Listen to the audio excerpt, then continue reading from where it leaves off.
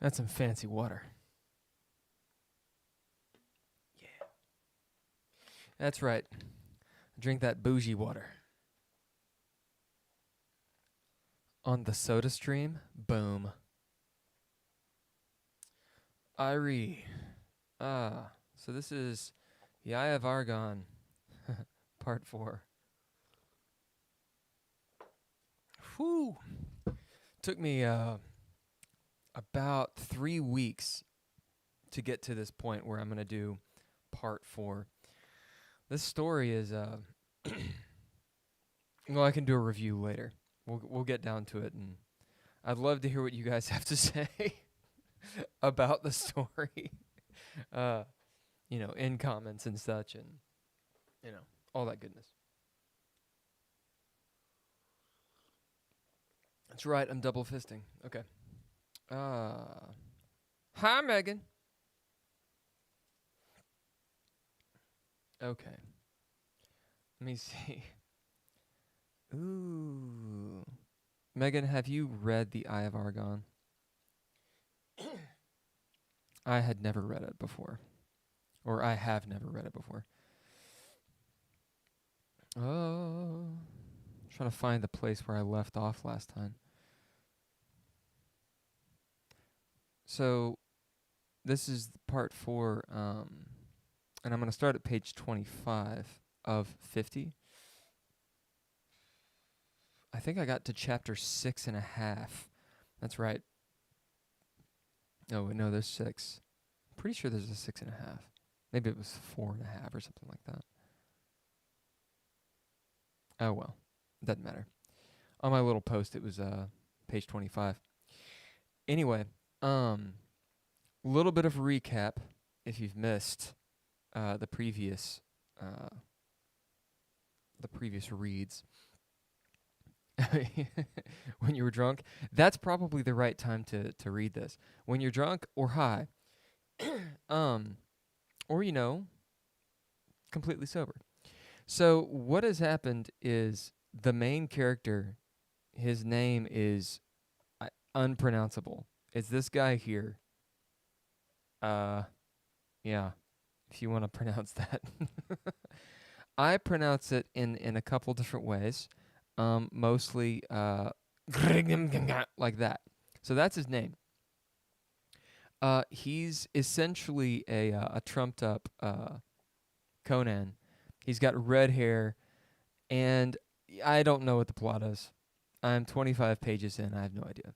He's been caught and thrown into a pit by this noble.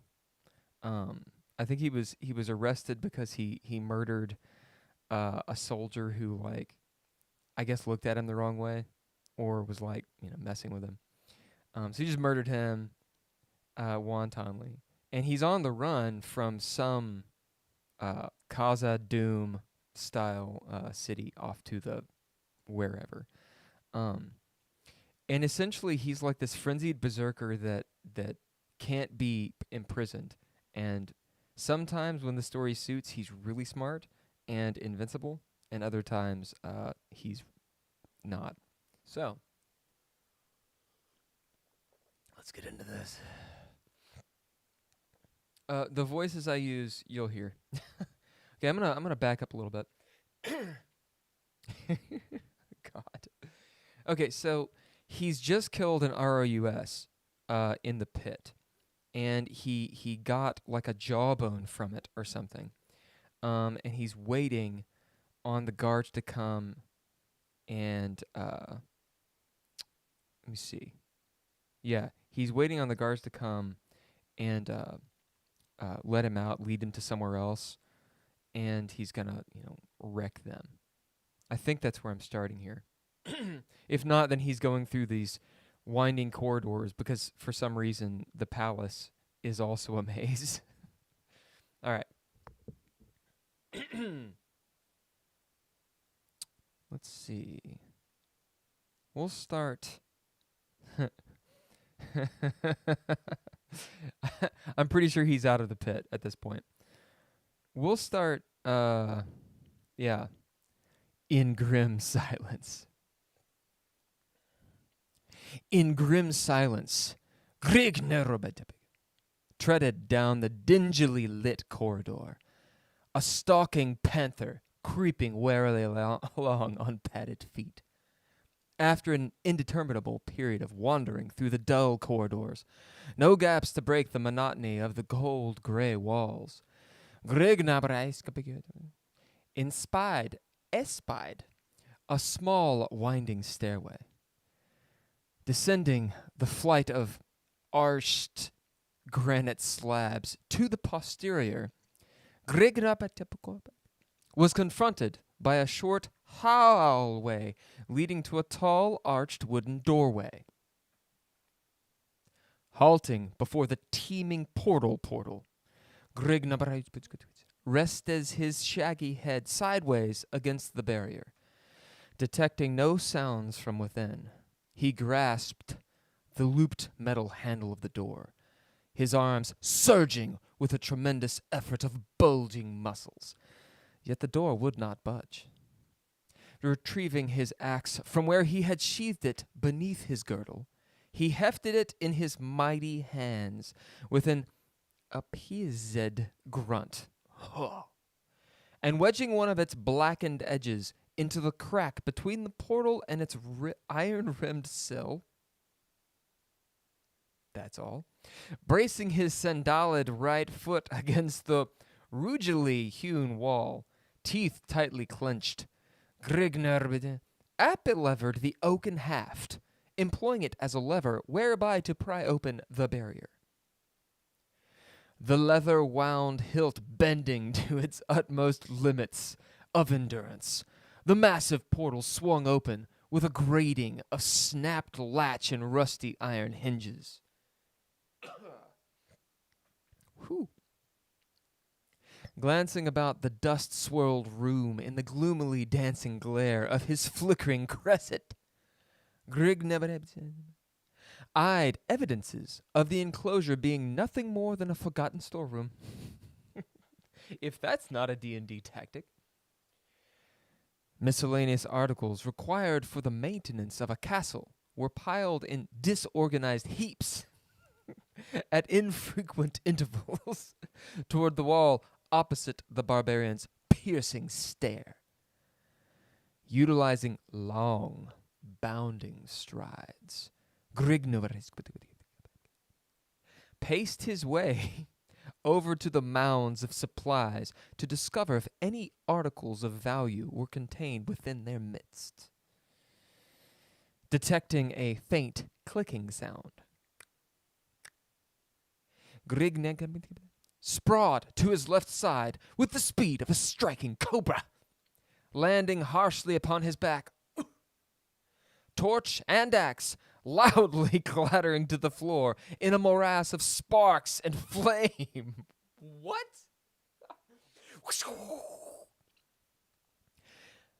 A elm-woven board leaped from collapsed flooring, clashing against the jagged flooring and spewing a shower of orange and yellow sparks over Grignar's startled face.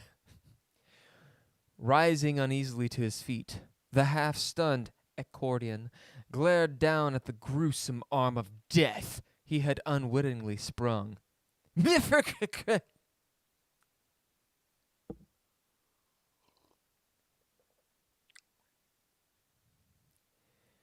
If not for his keen auditory organs and lightning steeled reflexes, Grignar would have been groping through the shadowed hell pits of the Grim Reaper. He had unknowingly stumbled upon an ancient, long-forgotten booby trap, a mistake which would have stunted the perusal of longevity of one less agile.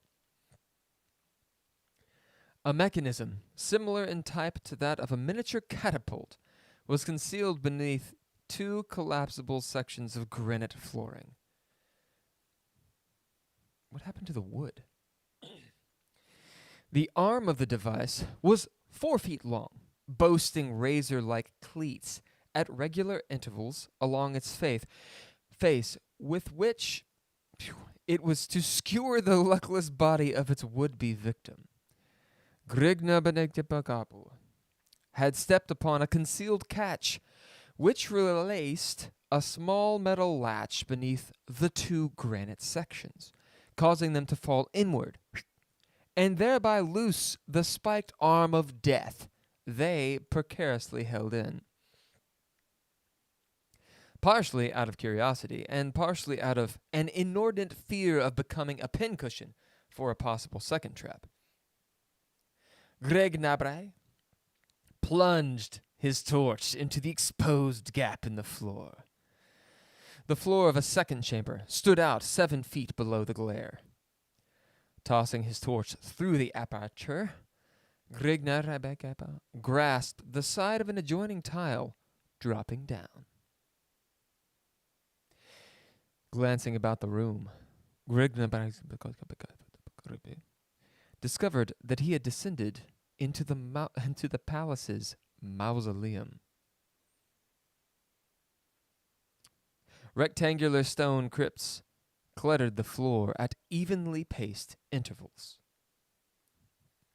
The tops of the enclosures were plated with thick layers of virgin gold, while the sides were plated with white ivory. At one time sparkling, but now grown dingy through the passage of the rays of all-encompassing mother time. That makes no sense. Featured at the head of each sarcophagus in tarnished silver was an expugnatively carved likeness of its rotting inhabitant. A dingy atmosphere pervaded the air of the chamber, which sealed in the enclosure for an unknown period, had grown thick and stale. Intermingling with the curdled currents was the repugnant stench of slowing, moldering flesh, creeping ever slowly but surely through minute cracks in the numerous vaults. Due to the embalming of the bodies, their flesh decayed at a much slower rate than is normal, yet the nauseous odor was nonetheless repellent.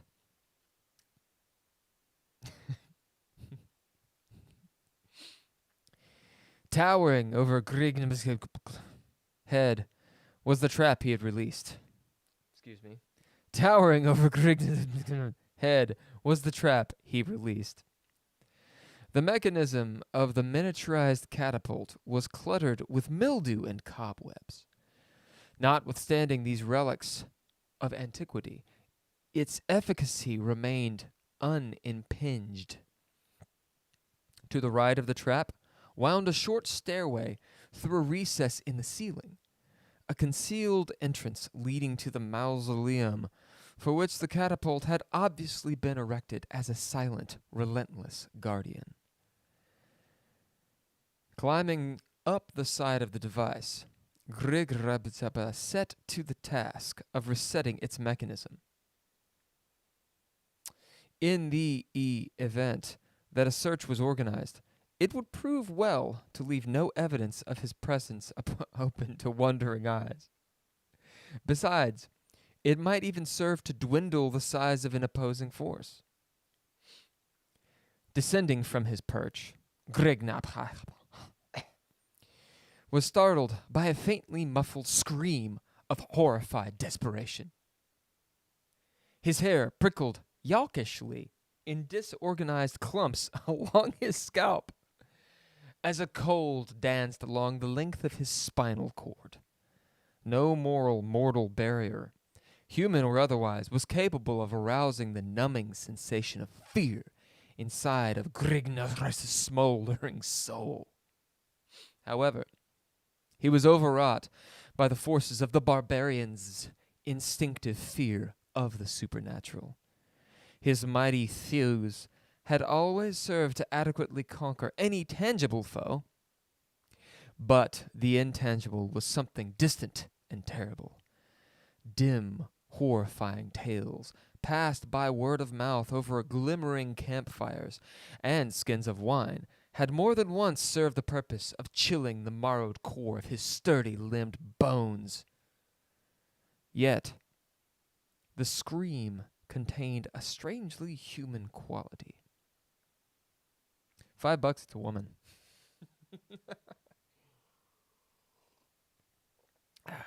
Yet, the scream contained a strangely human quality. Unlike that which Grigrasuke imagined would come from the lungs of a demon or spirit. Making take short, nervous strides advancing to the sarcophagus from which the sound was issuing. Clenching his teeth in an attempt to steel his jangled nerves. Slid the engraved slab from the vault with a sharp rasp of grinding stone. Another long-drawn cry of terror, infested anguish, met the barbarian, scoring the shrill piping of a demented banshee, piercing the inner fibers of his superstitious brain with primitive dread, and awe. Stooping over to espy the tomb's contents, the glittering accordion's nostrils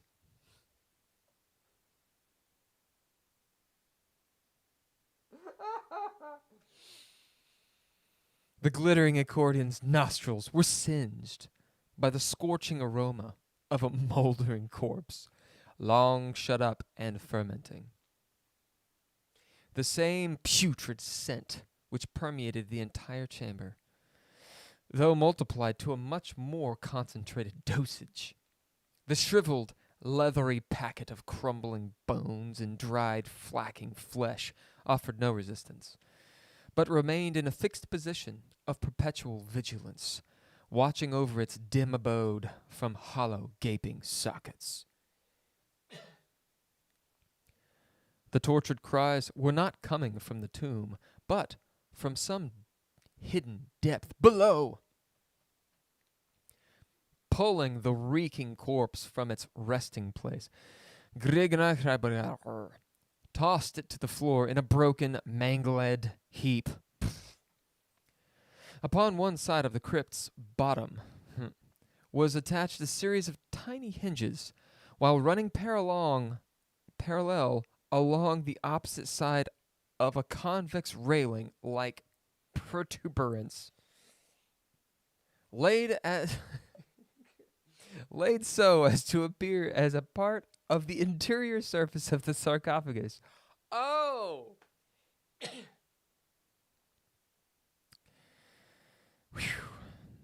Raising the slab upon its bronze hinges. Every metal is in this tomb. Yes, ooh, that virgin gold. That's tarnished somehow. Pretty sure gold doesn't tarnish. Does gold tarnish? I don't think it does. Maybe it does, I don't know. I am not a metalsmith. Okay. Here we go. Raising the slab upon its bronze hinges, long removed from the gaze of human eyes, perceived a scene which caused his blood to smolder, not unlike bubbling molten lava. Directly below him, in a whimpering female. What? Directly below him, a whimpering female lay stretched upon a smooth-surfaced marble altar. Bam! Got it! A pack of grassy-faced shaman clustered around her in a tight circular formation. That's it. I see. A pack of glassy-faced shaman clustered around her in a tight circular formation. Crouched over the girl was a tall, pot-bellied priest, his face dominated by a disgusting, open-mouthed grimace of sadistic glee. Sounds odd. Suspended from the acolyte's clenched right hand was a carven, oval-faced mallet. What? Which he waved.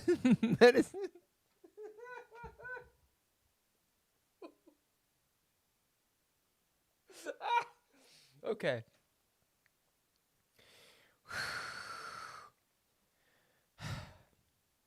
Suspended from the... I can do this. Suspended from the acolyte's clenched right hand was a carven oval-faced mallet, which he waved menacingly over the girl's shadowed face. An incoherent gibberish flowing from his grinning, thick-lipped mouth.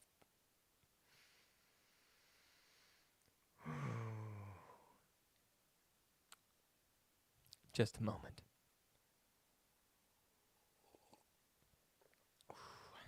Gotta compose. All right. In the face of the amorphous, broad-breeded female, stretched out alluringly before his gaping eyes, the universal whim of nature, filing a plea of despair inside of his white-hot soul.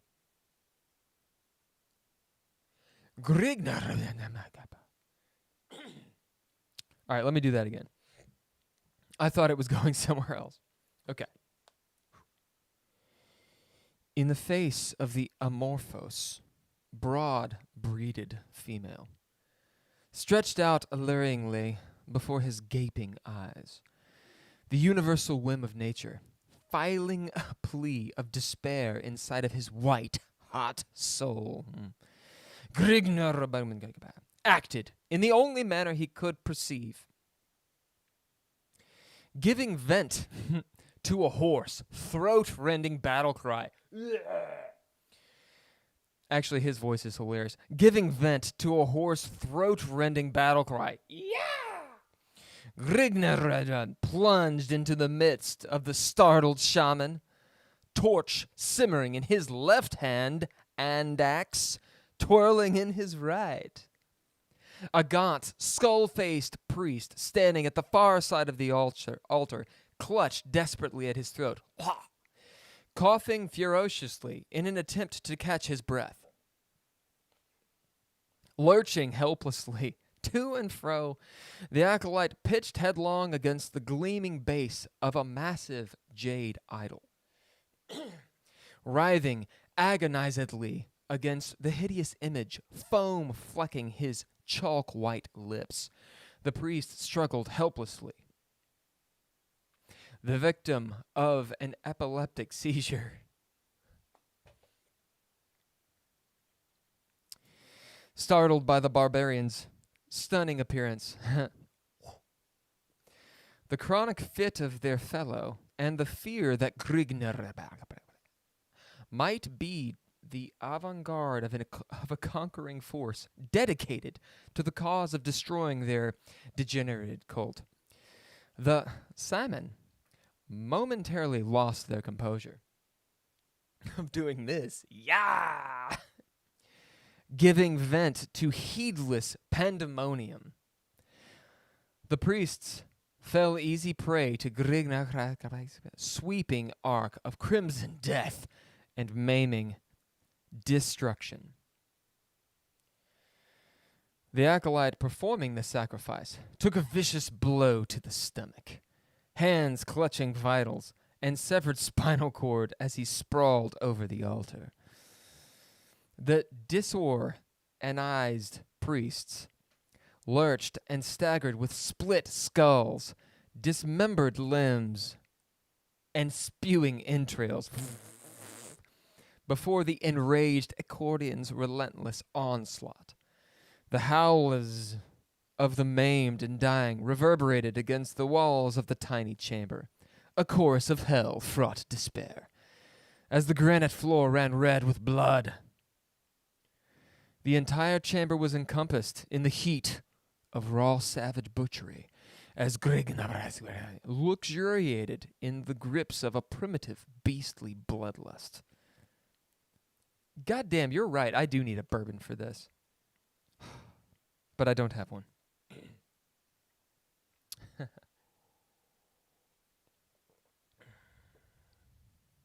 Presently, all went Silenet, save for the ebbing groans of the sinking shaman and heaving breath, accompanied by several gusty curses. Shit. Damn it. The well had run dry. No more lambs remained for the slaughter. Whoo. Oh. Yep. I think I think that's it for this one. Irish coffee? Yeah.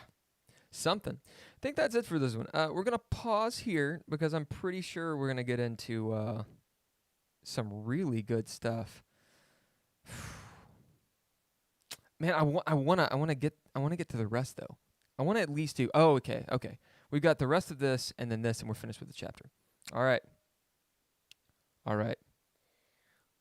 I'm going to go get a drink. Megan, hold down the fort. I'll be right back.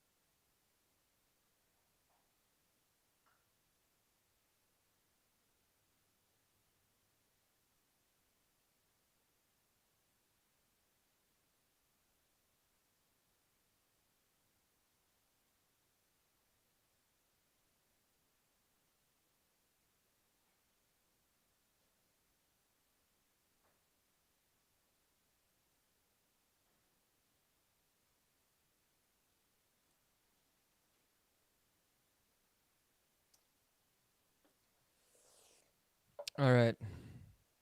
This is called a honeybee. Boop.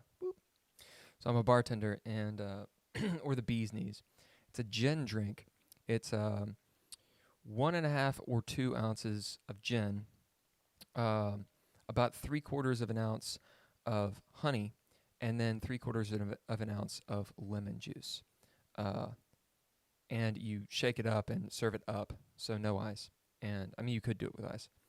You can garnish it with a lemon if you want. I do like a cherry or something if I had one, like a nice maraschino cherry.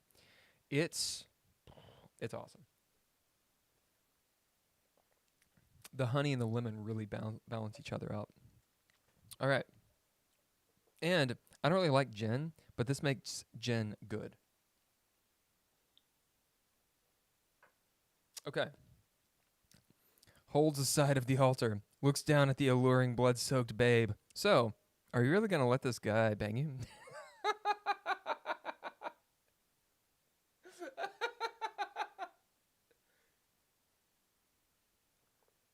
That is really funny. Okay. Whew. In the actual video, I'll cut this whole part out, and we can, enjoy it. So,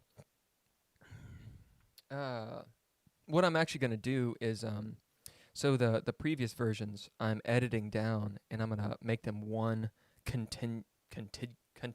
Is that the right word? Episode, and I'm going to put that on the Patreon people for them. And I'm trying to think of or I've been trying to get some people together to do some voiceover for this. One of the things though is there is not a lot of dialogue. So I don't know. Actually, that might actually make it easier. So yeah, Megan, maybe we can collaborate on it if you want to play one of the characters or a couple of the characters or something. And we can talk about, if you're interested in that, we can talk about how to actually do it. Basically, I figure it'd be like a narrator, and then I just edit it down to where the voiceover, like I would paste the voiceover on top of the narration, and maybe have some like images or something to go along with it. I think it'd be really fun. Okay. Here we go. Wow. Okay, so one of the things I've been doing for this is I haven't read it at all. So forgive me if I don't forgive me if I mess up the voices.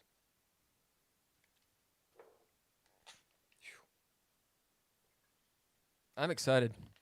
Let's do this. Let's finish up this chapter.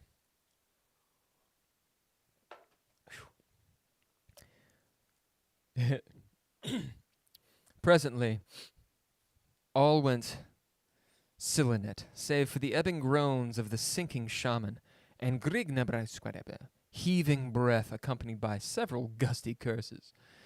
The well had run dry. No more lambs remained for the slaughter. The rampaging steed of death, having taken off... What the... The rampaging steed of death, having taken of Grignar for the moment, left the barbarian free to the exploitation of his other perusials. Towering over his head was the misshaped image of the cult's hideous deity, Argon. So that's who Argon is. The fantastic size of the idol, in consideration of its being of pure jade, was enough to cause the senses of any man to stagger and reel. Yet thus was not the case for the behemoth. He had paid only casual notice to this of course, because he's huge. He had paid only casual notice to this incredible fact, while riveting the whole of his attention upon the jewel protruding from the idol's soul socket. Its masterfully cut faucets emitting blinding rays of hypnotizing beauty. After all, a man cannot slink from a heavily guarded palace while burdened down by the intense bulk of a squatting statue. Providing, of course, that the idol can even be hefted, which in fact was beyond the reaches of Grignar's coursing stamina. On the other hand, the jewel, gigantic as it was, would not present a hindrance of any mean concern. Help me, please. I can make it well worth your while, pleaded a soft, anguish-strewn voice, wafting over Grignar's shoulders as he plucked the dull red emerald from its roots. I thought it was gleaming. How is it dull? Turning, Grignar faced the female that had lured him into this bloodbath, but whom had become all but forgotten in the heat of battle. "You!" ejaculated. Whoa, that was quick. Ayo!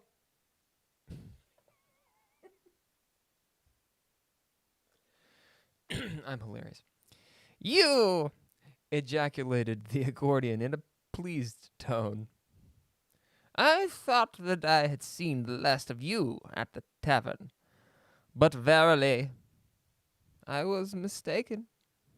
Grignar advanced into the grips of the female's entrancing stare, severing the golden chains that held her captain upon the altar's highly polished face of ornamental limestone.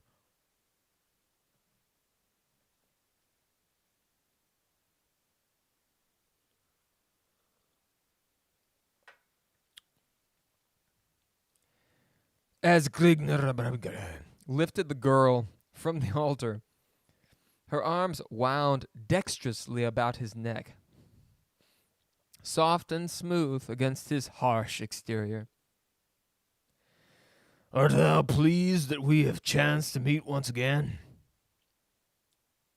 Grignar merely voiced and sighed grunt, returning the damsel's embrace while he smothered her trim, delicate lips between the coursing protrusions of his reeking maw.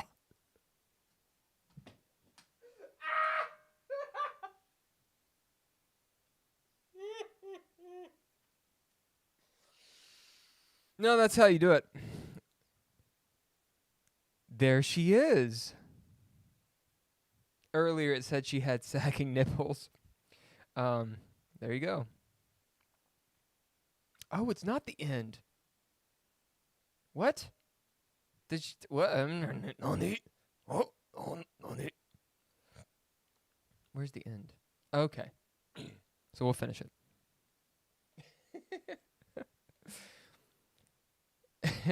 And he just in his pants. No, Megan, I was thinking that you could voice Grigner.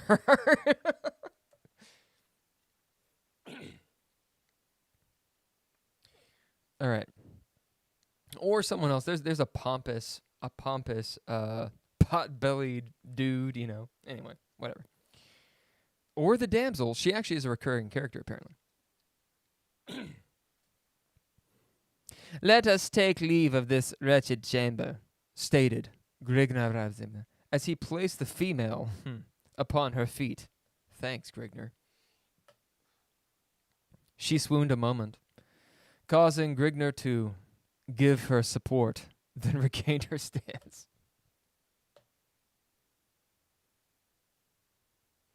When was this written? I'm pretty sure it was written in the 80s. I don't know.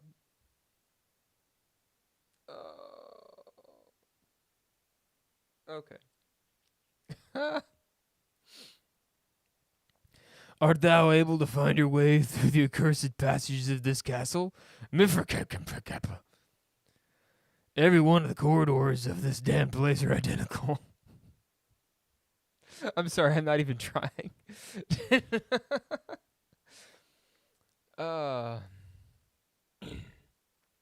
Yeah. That's her voice. Also, clearly, Mrifk is a curse. That's actually kind of cool. Mrifk. Actually, that's a cool curse. I always used Kark in my games, but Mrifk, it kind of works. Okay. How far do we have? Okay. Let me do this over. No, I'm going to do it from here. I'm going to do it for him.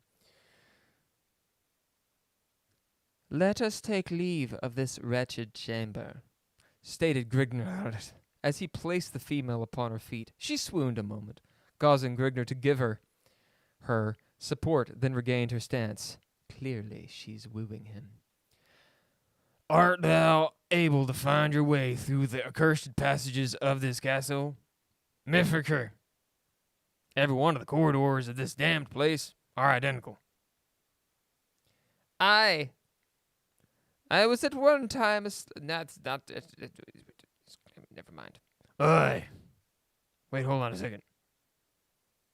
Shit. That was Grigner. My bad. Art thou able to find your way through the accursed passages of this castle? Every one of the corridors of this damned place are identical. Aye.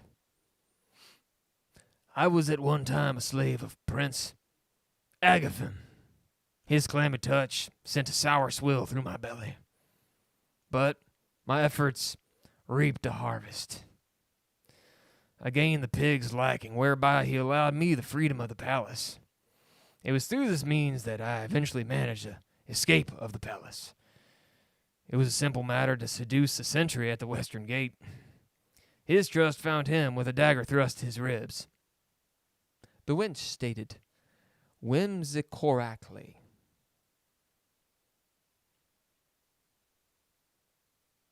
What were you doing at the tavern whence I discovered you? Asked Grigner as he lifted the female through the opening into the mausoleum.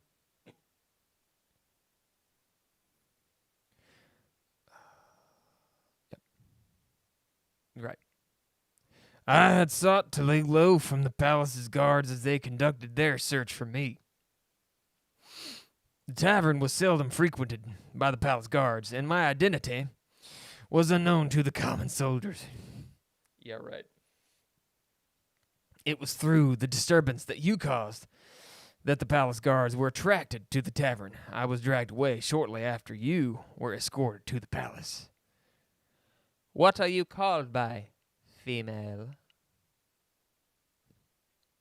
Carthena, daughter of Mincardos, Duke of Barwego, whose lands border along the northeastern fringes of Gorzam. I was paid as homage to Agathim upon his 38th year. Husked the femme. And I am called a barbarian, grunted Grignab in a disgusted tone. Ah, the ways of our civilization are in many ways warped and distorted. But what is your calling? She queried bustily. Maybe? Grignoruzabunangbi Of Ecordia. Ah, I have heard vaguely of Ecordia. It is the hill country to the far east of the Norregolian Empire. I have also heard of Agathim. I have also heard Gavakim. Agathim cursed your land more than once when his troops were routed in the unaccustomed mountains and gorges, Saith she. That's wrong. My people are not tarnished by petty luxuries and baubles. They remain fierce and unconquerable in their native climes. After reaching the hidden panel at the head of the stairway, Grignoraza was at a loss in regard to his operation. What? His fiercest heaves were as pebbles against burnished armor. Carthena depressed a small symbol included within the elaborate design upon the panel where fucking hell. Okay. Carthena depressed a small symbol included within the elaborate design upon the panel, where open it slowly slid into a cleft in the wall. How did you come to be the victim of those crazed shaman? Quested Grigner as he escorted Carthena through the piles of rummage on the left side of the trap. By Agathim's orders, I was thrust into a secluded cell to await his passing of sentence. By some means, the priest of Argon acquired a set of keys to the cell. They slew the guard placed over me and abducted me, like this, I think, to the chamber in which you chanced to come upon the Skaztic sacrifice. Their hell-spawn cult demands a sacrifice once every 3 moons upon its full journey through the heavens. They were startled by your unannounced appearance through the fear that you had been sent by Agathim. The prince would surely have submitted them to the most ghastly of tortures if he had ever discovered their unfaithfulness to Sargon, his bastard deity. What? Many of the partakers of the ritual were high nobles and high trustees of the inner palace. Agathim's pitiless wrath would have been unparalleled. They have no more to fear of Agathim now. Hold on. They have no more to fear of Agathim now, whatever his name is. Bellowed Grignor in a deep, mirthful tome, which he wrote, a gleeful smirk upon his face. I have seen that they were delivered from his vengeance. Engrossed by Carthena's graceful stride and conversation, Grignor failed to take note of the footfalls rapidly approaching behind him. As he swung aside the arched portal linking the chamber with the corridors beyond, a maddened maddened, blood-lusting screech reverberated from his eardrums. Seemingly utilizing the speed of thought, swiveled to face his unknown foe. With gaping eyes and widened jaws, raised his axe above his surly mane. But he was too late. All right, Chapter 7. That is where we will end today's Eye of Argon. Normally I want to take it 20 minutes. We went 40, but whatever. Megan, thank you very much for jumping on the live stream. Yeah, I hope that this was at least entertaining. Whew. And we can talk if you're interested in doing doing this project.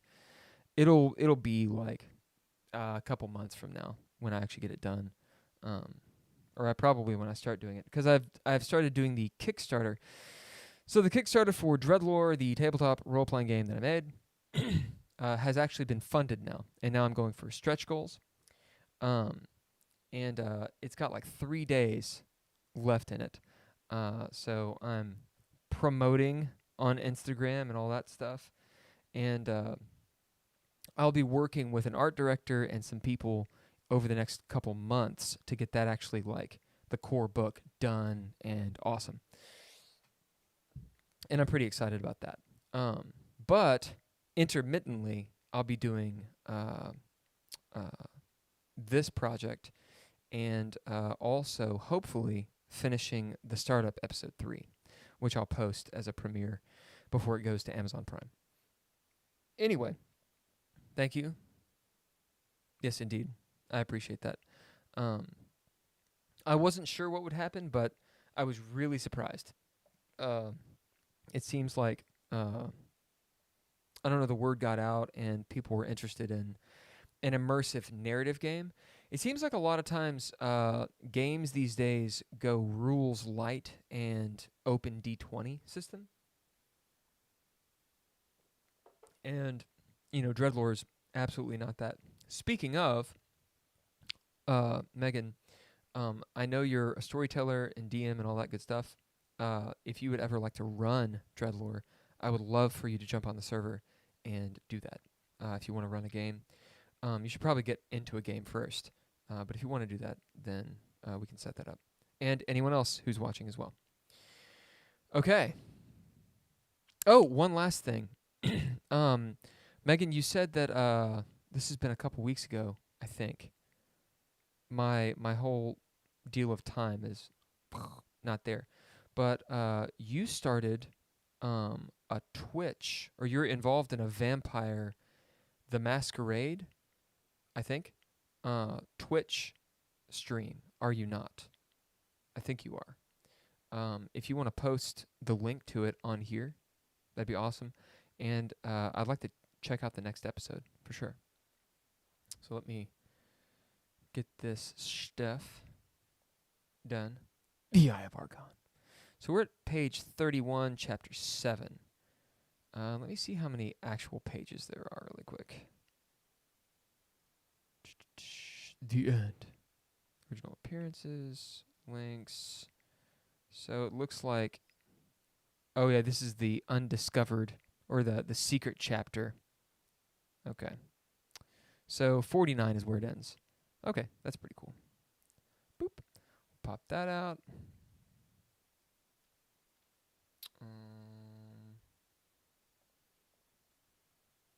And turn that guy off. Yep.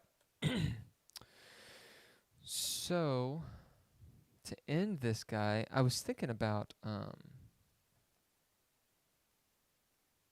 wanted to show you, just because it's on the live stream and I had you here, this thing that I've been doing. It has to do with DreadLore, of course, because I'm a big slut for, plugging my own stuff. Boop. There we go. So this is this. Let me get that down. This is part of the map thing that I'm going to be doing. It's called Incarnate. And by the way, I'm not getting paid or anything for this plug. I just think it's cool. You can make all these maps, and it's real neat. Let me see. So you pick like a style, which I'd do like this style. Something along these lines or these lines, something like that. So choose style, landscape. You make it as big as you want. And then you basically just draw a map. You can make the size here, and you can draw land. Right? Like so. And we get the idea. So you can make like maps this way. Really simple.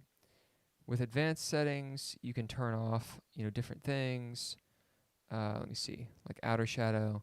This is taxing the hell out of my computer, so in the browser. Inner shadows.